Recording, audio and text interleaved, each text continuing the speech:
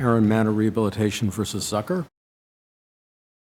Good afternoon, Your Honors. Kate Nevue for defendants.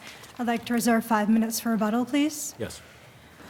Your Honors, the legislature mandated removal of this payment factor as of April 1st, 2020, in an act that it didn't even vote on until April 2nd of 2020, and with the full knowledge that it takes time for reimbursement rates to be recalculated. It therefore must have intended that the removal of this payment rate be retroactive. There are 3 provisions of the Act that demonstrate the legislature's intent here. First, it used a notwithstanding clause, which is a commonly used and well-understood provision that says that something supersedes any inconsistent provision. But we've said that's not enough in the retroactivity context, right? Well, we're not asking you to find that that alone is sufficient. There are 2 other aspects of the Act. The second is that the removal was mandated for rate periods on and after April 1st of 2020. The only way to give meaning to the on and after part of that provision is to interpret it as authorizing the department to reach back to April 1st in order when it removes the payment factor. Why aren't they right, though, that given the way rates are actually determined, that could only mean rates at that future calendar date, the next calendar year?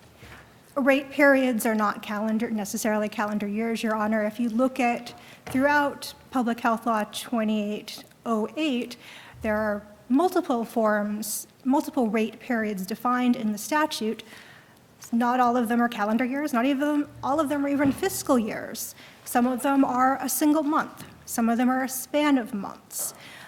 If that's not sufficient as to what a rate period is, even plaintiffs agree that it's a term of art, which means that the department's definition of a term of art is entitled to deference, and the department defines it as a period for which a rate applies. Is this really a question of statutory retroactivity? I mean, I understand that the letter is in August, and it apparently has effect reaching back, as I think you just said.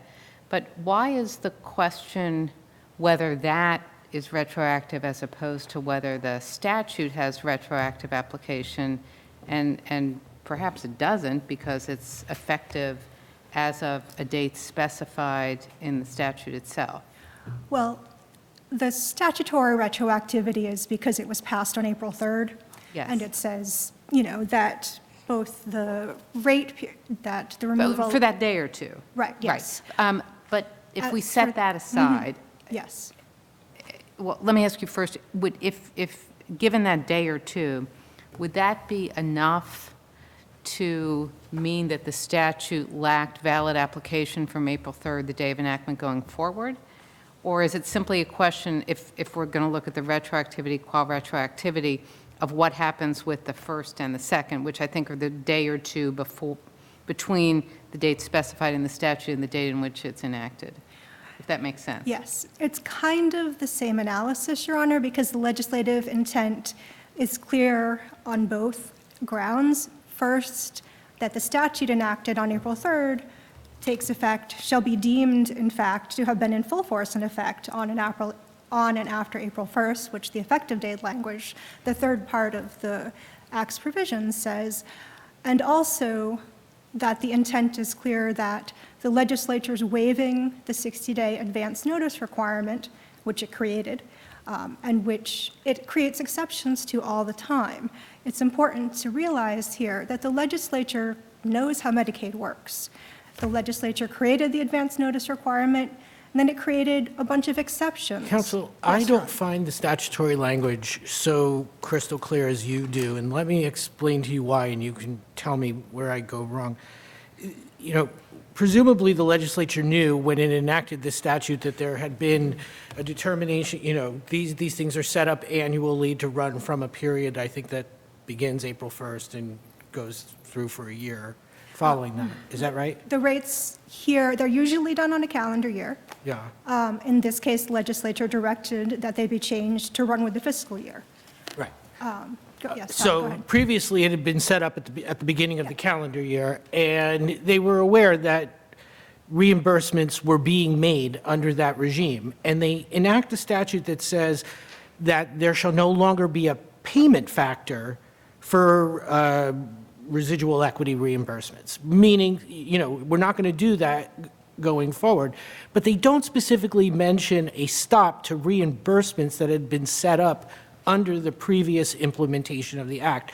So my feeling is the legislative language could have been clearer as to retroactive intent if the legislature said, stop reimbursing now. Well, Your Honor, the legislature said for rate periods on and after April 1st, there shall be no payment factor. So that indicates that as of April 1st, you have to take the payment factor out of their rates. And that makes sense with what was going on in the world at the time. As the court may remember, in April 2020, the state was facing an enormous fiscal crisis. Even before COVID hit, the state budget needed to close a $3 billion gap. So there's no way that the legislature could have intended to wait on these savings until the next year. Does the record tell us why there's there's a gap of about 4 months between the statute being enacted and the Dear Administrator letter? Yes, the state had to recalculate the rates. It has to send them to the director of the budget to be approved. just normal course of Yes, business, just the not normal anything course of events. So I'm not sure why this is being described, other than the 2 days, which we could set aside for the moment, as applying our retroactivity analysis to it at all. It seems to me that what I'm hearing is it's a question of when the legislature enacted the statute, did it intend for there to be a period to allow the regulators to set new rates, or did it intend to disable the regulators at that moment? But that doesn't seem to be a question of retroactivity at all. That's just a pure question of legislative intent. Yeah, and the legislative intent here is itself clear, that under the circumstances, this removal of the payment factor was a recommendation of the Medicaid redesign team, which had been constituted that year, or reconstituted rather, in order to find $2.5 billion in savings because of the budget gap that the state had already been facing. It had recommended both the removal of this and the 5% cut across the board to capital rates. Let me, Yes. if I'm understanding the Chief Judge's question to you, I'm not sure you're directly responding to it.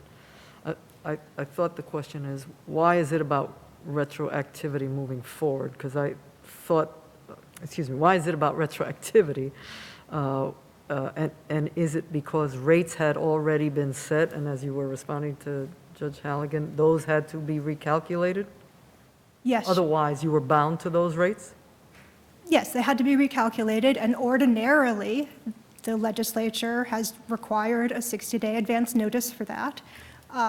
But this was passed notwithstanding any contrary provision of law, as, on and after April 1st, which means that the 60-day notice requirement didn't apply, and the legislature was directing the department, when you recalculate these rates, recalculate them back to April 1st. Were the new rates ever put into effect?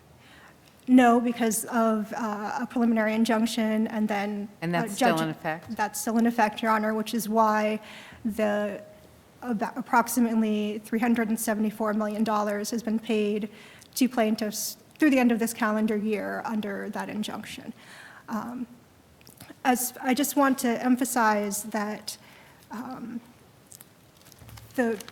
given the fiscal crisis at the time, given the three aspects of the statutory language, it's clear that the legislature intended that these rate changes be made effective as of April 1st. The appellate division erred when it said it couldn't find any clear expression of that legislative intent here. And that change is not meant, as plaintiffs suggest, it's to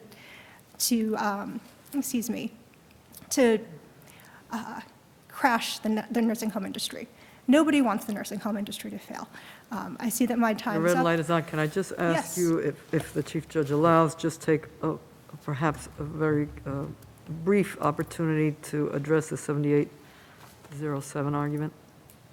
The 2807 argument, excuse Yes. me. I inverted the numbers, sorry. No, that's fine. Your Honor, the department was not required to recalculate plaintiffs' rates to see if they met the statutory standard in 28073 before they removed the payment factor from their rates. That's because the legislature said you must remove this payment factor notwithstanding any contrary provision of law. And so that forecloses plaintiffs from saying, just because you took away this payment factor, my rates don't meet the standard.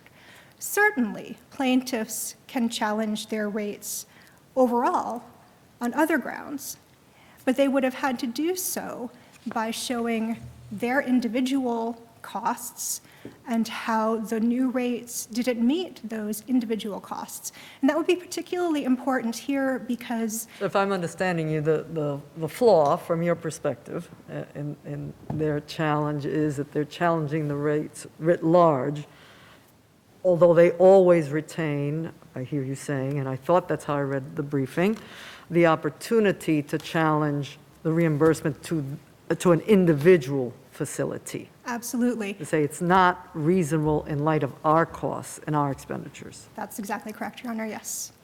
I see that my light is on, and I will reserve my time for rebuttal. Thank you, Your Honors. Thank you. Good afternoon, F. Paul Green on behalf of Cross Appellants. May it please the court, I'd like to reserve 3 minutes for rebuttal, if I may. Yes. I wanted to address this issue of statutory retroactivity in the first instance. There was statutory retroactivity here because we need to understand how capital works. And capital is set on an annual basis, and that's very important because capital is one of the 4 necessary components of the rate. It is perhaps one of the most important components of the rate, paying for the home in which these residents reside. And think about it.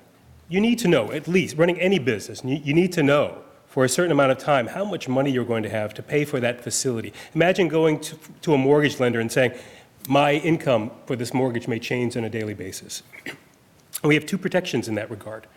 The department has built this yearly structure. It's their own structure. Their own documents prove this structure. This is record at 352. That's one of their documents, I believe. It's actually the rate sheet. But are you saying that the legislature is disabled from removing that structure? No, not at all. But it certainly, as Well, and if it removed it, it might disrupt everything in the way you were just alluding to. exactly. What I'm getting at here and discussing are the rights involved.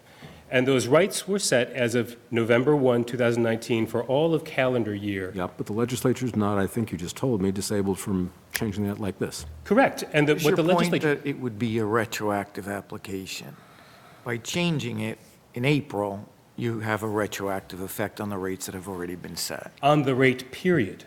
Exactly. What does that mean on the rate period? So that was a specific term that the legislature chose, a specific term of art, and that in relation The to rate capital. period? Rate period. It's Oh, in the statute. rate period. I thought you meant rate, comma, period. I understand. Thank you. Pardon me. So you had a one, from November 1st of the previous year, you had a 1-year expectation that your rates were They were set.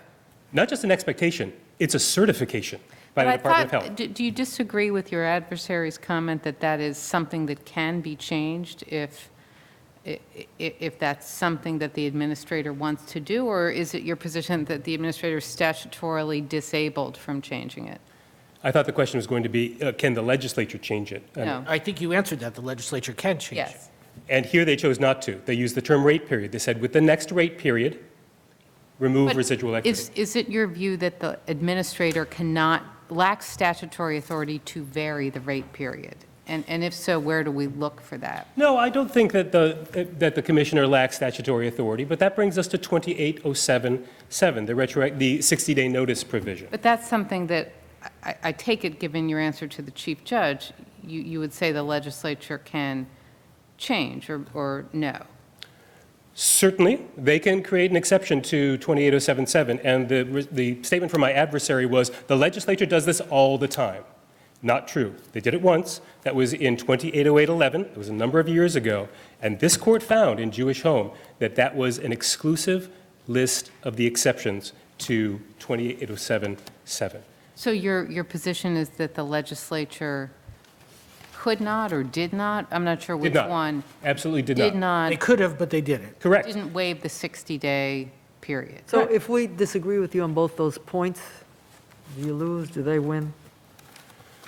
If they, the 2 points being that they, You've just said the legislature could have done these things. Correct. But your argument is that's not what they did. They did not. Her argument, of course, is that is what they did. So if we agree with her, is that part of the case done? certainly if you find that the legislature expressly said, this shall be a new exception to 28077, then we lose. But the legislature did not do that, and that's clear in a number of But places. that really has nothing to do with retroactivity, no? That's just pure statute. What did the legislature intend? This gets back to my first point. There's statutory retroactivity, and I believe there is statutory retroactivity in the fact that they are changing rights that accrued as of January 1. That rate period is 1 year. They knew that, and according to the reading of respondents, not according to the clear text of the statute, but according to the reading of appellants, pardon me, Then what does the April 1 do in the statute? Why is it there? the April 1 is there to give the Department of Health enough time to do all of those things to get this change in the books. The appellants admit that they needed to change the regulations. The regulation for residual reimbursement is still on the books, 86.2.21. That takes time. Under SAPA, State Administrative Procedure Act, takes at least 60 days of notice.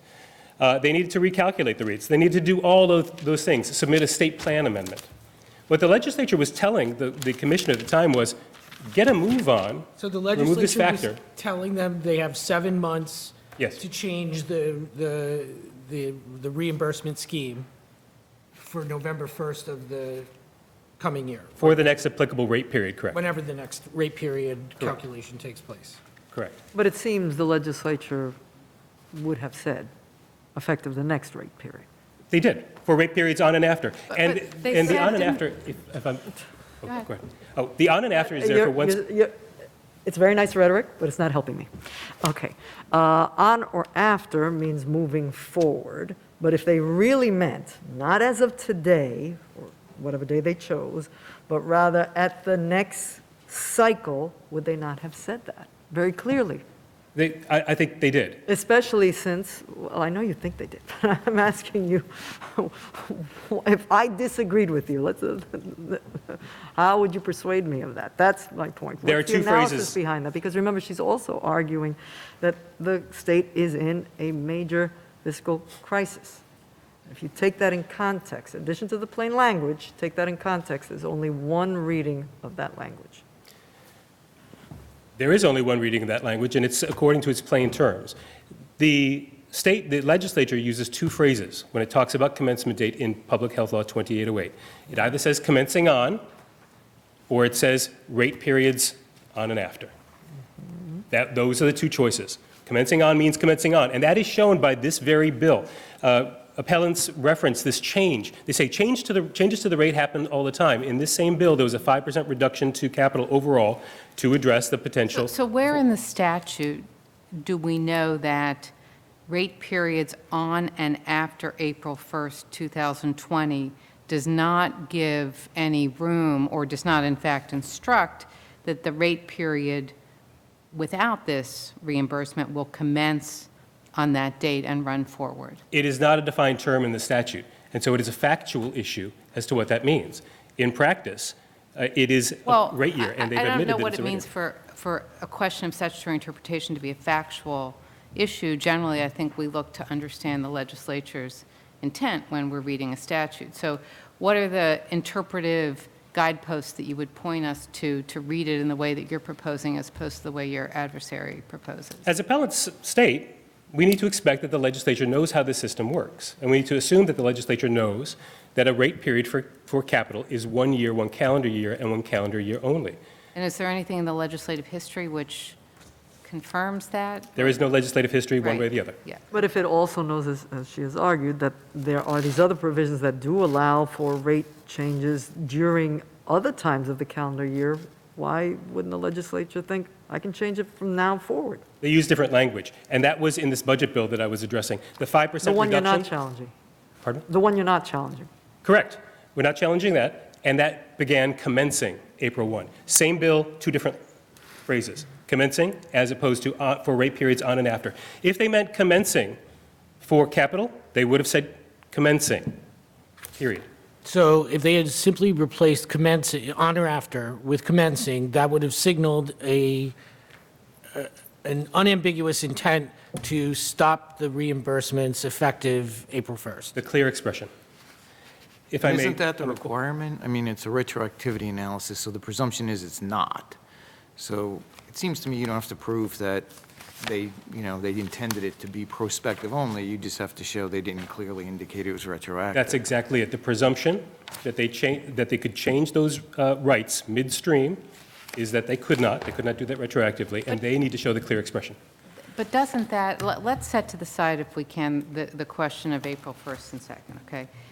Other than that, doesn't the question of whether it's retroactive, as I think the Chief Judge's question previously indicated, turn on whether or not there is no authority to vary a rate period? I mean, otherwise, how is it retroactive in any sense? That's 28077, and that's kind of the lowercase retroactivity here. That's the administrative action, the as-applied action that ended up being retroactive. You mean the letter on the 4th? Correct. But the letter on the 4th, The letter in August. sorry, in August, yes.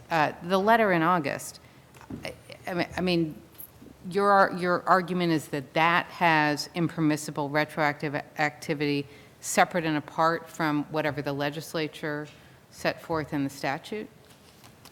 This court is bound to read those two statutes together, 2808, Well, 20D. the Dear Administrator letter is not a statute. That's what I'm referring to. I'm referring to the intent of the legislature as expressed in 2808, 20D, and we need to read 20D together with 28077. 20D says take the factor away with the next rate period. 28077 says give 60 days notice. Those are entirely congruent, telling the commissioner, go give notice, do all of that work, give your notice, and then start it with the next rate period. We believe the letter was improper because it did not give that notice under 28077, period. So, but you would agree, would you not, that if the legislature had intended to change the rates effective April 1st of that year, 2807 wouldn't have been an impediment to the legislature doing that? Correct. It would have had to create an exception. It would have had to say this is that 2807 does not apply. And the notwithstanding language of the enactment doesn't take care of that It problem? does not. It says notwithstanding any contrary provision of law, and it was adopted in 2011. I question whether, as a matter of English grammar, the notwithstanding applies to the subordinate clause that's about 35 words away. But in 2001, they adopted that notwithstanding clause, and the laws in 2001 said, this act shall not be construed to alter, change, affect, impair, or defeat any rights, obligations, duties, or interests accrued, incurred, or conferred prior to the effective date of the statute. So by definition, that notwithstanding clause is not retroactive. If I may briefly, on my cross appeal on the two extra. Before you go to that, I'm sorry, I'm going to have to have you step back because I'm having difficulty understanding your argument about the use of the word commencing. If we swap on or after for commencing, why do you have a date? And why wouldn't the date be what you say is the understood commencement date of rate periods historically? I think you need a date in both situations. You do commencing No, April but why 1. is the date April then? Why isn't it the date that you say everyone understands that's when the rate period commences? As we showed for the on and after language, Yes. as we I showed, thought that's what you said. as we showed in our That's papers. the difference. One section had the 5%. Correct. Had commencing, and this has something else. So they Correct. must have meant something else here. Yes. Yes. As we showed in our papers in relation to the capital rate, sometimes, very rarely, sometimes a capital rate can begin mid-year. If you go out and get a new mortgage, you have a capital rate beginning with that mortgage. So the legislature, we need to assume they knew that this was part of the program, part of the plan. They said, okay, well, if you have any new rate periods starting after April 1, that's where you start, any new rate periods. But I'm That's saying, why- why would you pick, my point is, why are you picking, for this provision we're talking about, the one you are challenging, why would you pick April if you know that it's, the rate period itself They were is trying to- months away? They were trying to capture every single rate period in between. There are rate periods with nursing homes in 2020, between April and January the next year, just not for any of the plaintiffs, period. And so the Legislature was clearly saying, if there's a new rate Why are period. they not for the plaintiffs? I'm sorry, that I did not understand. Oh, it's only when you go out and get new financing or build Oh, a I new see. building, for example. I see. Very rare circumstances. With 600 nursing homes, there's always a rate period that falls mid-year. The next year, by the way, it goes back on an annual basis. So it's not true that the rate year has been changed to a fiscal year. I understand that. Yeah. But they said after April 1 to capture any new rate period after that date. They didn't say any new rate periods. They said any period. They didn't But I say think any that's the only new. way one could, pardon me. That's the only way one can read 4 rate periods on and after, because rate periods always begin anew. So rate period set for a year, and the next rate period is a new rate period. I see my time is up. Thank you.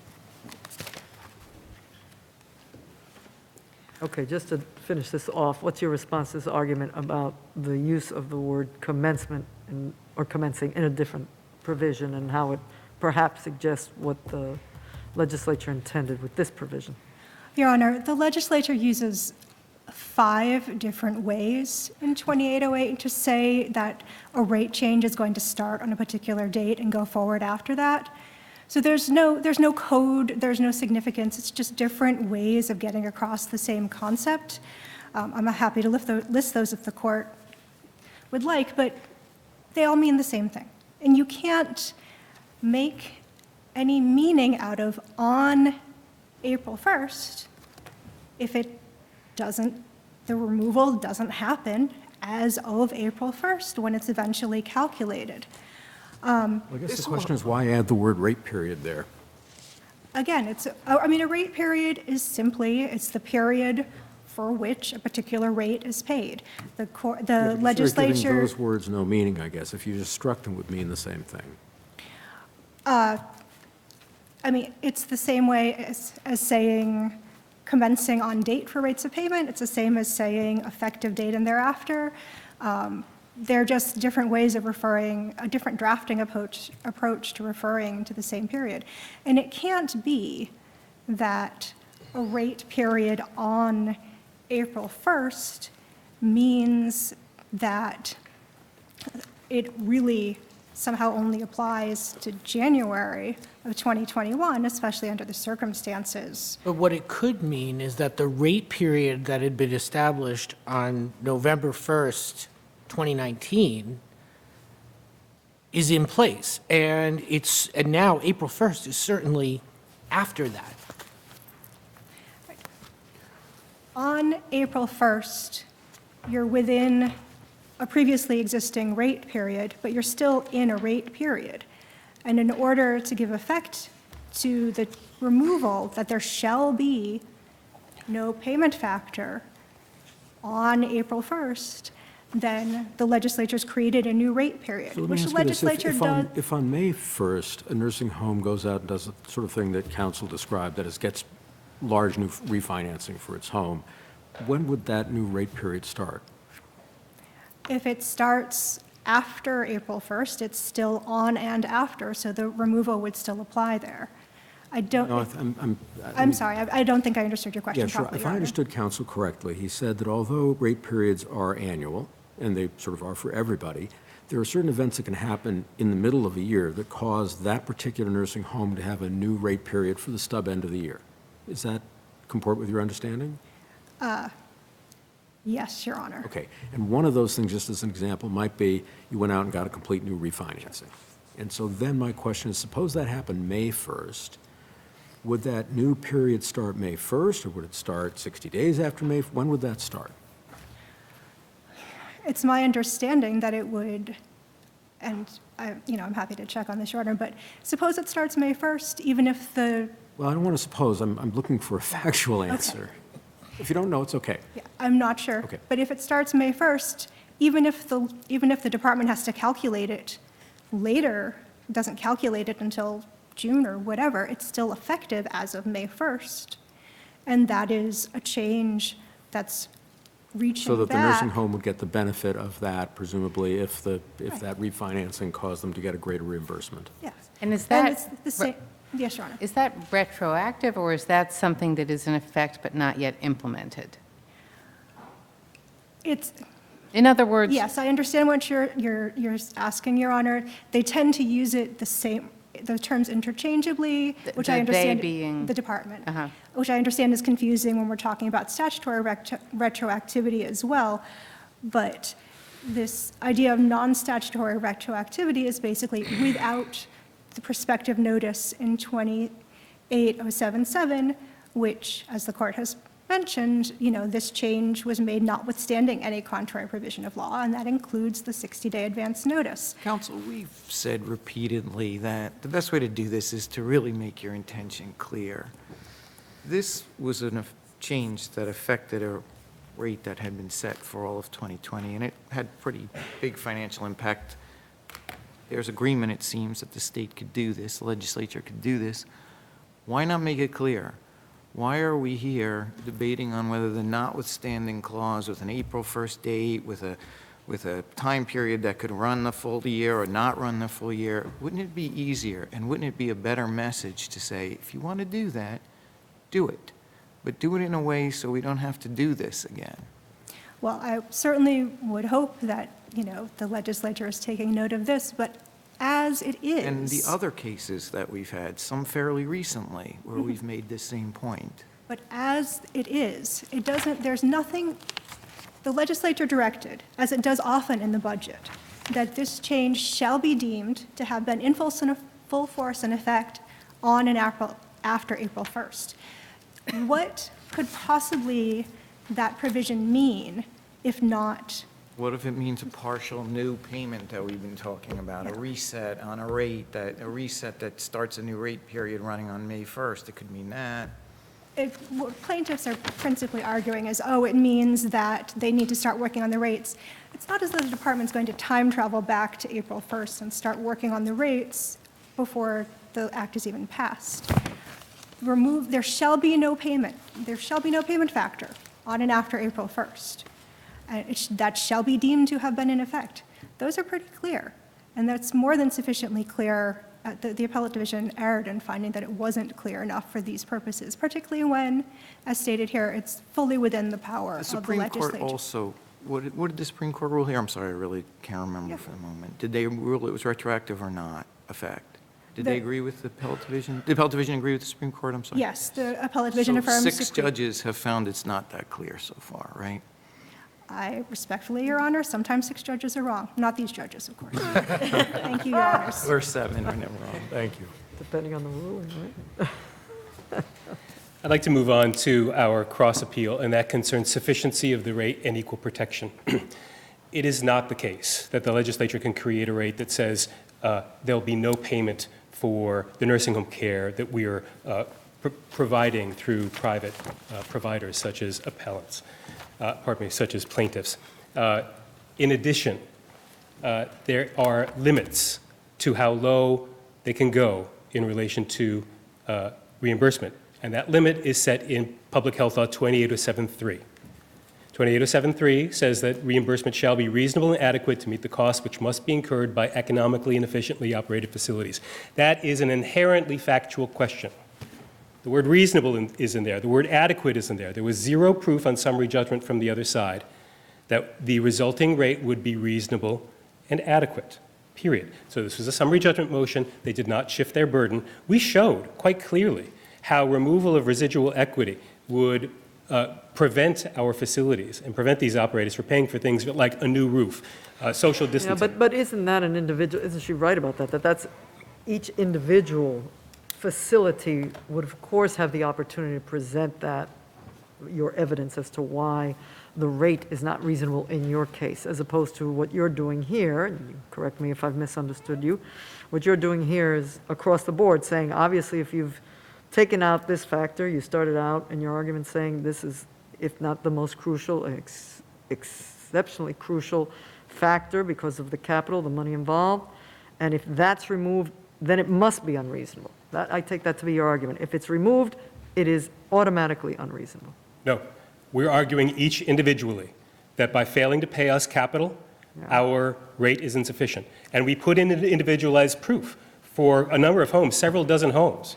And again, the burden was not ours. The burden was on defendants here to show that our rates were, in the first instance, adequate to move the burden to us. Keep in mind, the first cause of action is an Article 78 cause of action. There was no record on return here. They could have easily put in all of the rate sheets for 100 homes and said, look, here's the rate, and we think that rate is adequate. They did not. Their summary judgment motion is 5 pages of text if you look at the motion itself, 19 if you look at the other documents that they put together. In those 19 pages, there is nothing said about what's reasonable and adequate. The appellate division said, well, because they had no discretion, because the legislature mandated it, and because the goal was to save money, then they showed it's reasonable and adequate. Non sequitur. Non-discretion has nothing to do with the factual question of what's reasonable and adequate. Cost savings has nothing to do whether it's factually reasonable and adequate. Equal protection. Bay Park does not say that in all cases and for all times, for-profits and non-for-profits are never similarly situated. That's what they're arguing here. Bay Park does not say Did you that. sue the right entity or individual? Yes. Yes, we did. Both the Director of Budget and the Department of Health are responsible for setting rates, period. And they're responsible, keep in mind. Against the statutory choice of the legislature? No, they are statutorily mandated by the legislature to make sure that our rates are reasonable and adequate. And capital reimbursement is a pure function of regulation. This goes back to the very beginning. How isn't she correct, though, when she says, yes, but if they did exactly what you're requesting, that circumvents the amendment? It doesn't. The point because of the amendment was to save money, and your argument is, no, the rates are unreasonable across the board, and therefore the money's got to be put back in. We're not saying that no money could be saved. We're saying that there needs to be a balancing because the legislature's mandate in 28073 is sacrosanct. This court has repeatedly said that that is an important aspect of the prospective reimbursement regime. And keep in mind, we need to understand how capital works. Just briefly, I see my time is up. The first substantive section of Public Health Law 2808, which is 2-A, sub A, says there shall be capital. It says, Commissioner, go and create regulations. Didn't you have to start an individual process for each individual entity? Didn't you have to start an individual process where you would have an administrative determination of that individual entity's rates? And That then, if you lost, you could appeal? And that's what we challenged here. Both individually, Article 78 and declaratory judgment, we sought both forms of relief, saying that our individual rates after removal were inadequate, and there was zero proof on summary judgment put in by defendants in this regard. They just said, we had to do it, this was to save money, so it's okay. That's not what 28073 That's says. my confusion. I just may be misunderstanding the process. It would strike me you would need an administrative process where all of that is fleshed out, and then again, if they don't find in your favor, you can appeal that, Oh, that's a as great... opposed to just the amendment. Right? That's a very important point, and one brought up by the amicus here. That 28073 prescribes 8 specific factual determinations to be made by the department. The department has now said, we don't have to write any of that down, we don't have to do any of that. If we think it's reasonable, that's enough. But no, for each one of our homes, 28073 says, for every single rate schedule submitted to the Division of Budget, you have to go through these 8 specific factual determinations and determine that the resulting I rates thought are they were reasonable. actually saying the legislature thinks it's reasonable. I thought that's what they were saying. I may have Oh, misunderstood. But the legislature did not repeal 28073. That is still there. It's been there for over 50 years. Yeah, agreed. I see my time is up. Thank you.